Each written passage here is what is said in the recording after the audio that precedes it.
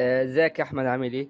ما انكرش ان هو كان تحدي كويس جدا، وان انا بصراحه كنت مبسوط وانا بعمل التحدي ده. آه، من ناحيه صورتك، فصورتك مايله اكتر للطافه، مع اننا كنا متفقين غير كده خالص. انت كنت متفق معايا على هالوين، بس هي عجباني الاضواء، وان انت تحول اليقطين لحاجات بتنور، والنور اللي بيبقى على الميه غير النور اللي على الجبال وفي السماء. الموضوع كان جميل جدا من ناحيتي.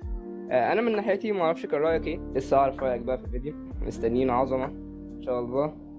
آه، انت شايف طبعا قدامك صوره شخصيه المهرج اللي هو للفيلم وعندك شخصيه سكريم، برضو عندك سترينجر سينجز في الباك جراوند.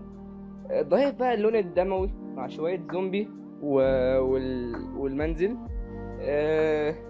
طيب بقى ايه؟ انت شايف قدامك ايدين خارجه من الشاشه وزومبي بيجري عليك، غير بقى شويه خفافيش والقمر الدموي.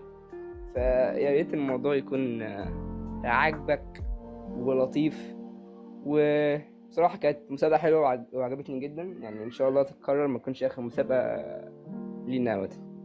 طبعا خلاص احنا كده خلصنا جزء التسريع، واكيد انبهرتوا من تصميمه. ولو انت لسه ما شفتش اي تصميم واحد فينا، يعني مثلا شوف انت اتفرجت على ايه وايه اللي فوتته وارجع تاني كمله، بعد كده تعالى للنقطه دي تاني. دلوقتي هتكلم عن صوره علي، بعد كده هنتقل لصوره انا. صوره علي افضل حاجه في الصوره عنده ان هو يعني لقى صور وحاجات كتير انا ما كنتش لاقيها. يعني انا في الاول كنت هعمل فكره صوره الهالوين كانت عباره عن بيني وايز اللي هو طبعا ما لقيتش اي حاجه من دول، ما لقيتش الصور اصلا، فوقفت الفكره وعملت زي ما انت شفتوا في الصوره بتاعتي.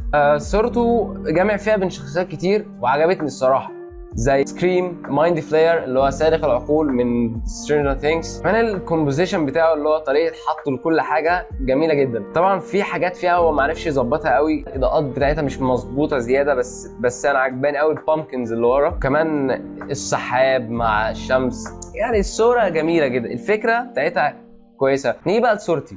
صورتي انا طبعا زي ما انتم شايفين السحاب من فوق بالقمر اللي فوق. طبعا قعدت اشتغلت لي على القمر ده كتير عشان الاقي له مكان احطه فيه.